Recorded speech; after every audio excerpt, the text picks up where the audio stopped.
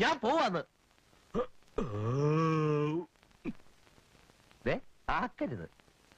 ഈ ഏമ്പക്കത്തിന്റെ അർത്ഥം എനിക്ക് മനസ്സിലായി. മനസ്സിലായല്ലോ? മനസ്സിലായി. അത് തന്നെ പറഞ്ഞത്. എന്റെ ഇപ്പോ 2000 രൂപ എടുക്കാനില്ല. പിന്നെ എന്താ ഉണ്ട്? നുള്ളിപ്പെറുക്കി അവർ 500 രൂപ കാണും. എന്റെ പട്ടിക്ക് വേണം. മര്യാദക്ക് 2000 രൂപ എന്റെ കയ്യിൽ എണ്ണി തന്നില്ലെങ്കിൽ അതിന്റെ പ്രത്യാഘാതം മേഘം എന്നുള്ളതിന്റെ ഇയാൾ എന്നെ പഠിപ്പിക്കൊന്നും വേണ്ട. പ്രത്യാഘാതം അത് ഭയങ്കരമായിരിക്കും. എന്തും നേരിടാൻ തയ്യാറായിട്ട് തന്നെയായി നാടകത്തിൽ ഇറങ്ങിത്തിരിച്ചിരിക്കുന്നത്. ഒരുമാതിരി പല തന്തയ്ക്ക് പറഞ്ഞ പരിപാടി എന്റെ അടുത്ത് കാണിക്കരുത്. തൽക്കാലം പല തന്തയുണ്ടെന്ന് വിചാരിച്ചേക്കാം. ഇയാള്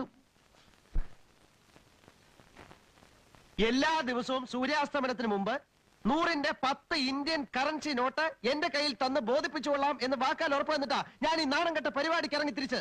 വാക്കാലല്ലേ? മുദ്രപത്രത്തിലൊന്നും എഴുതി തന്നിട്ടില്ലല്ലോ.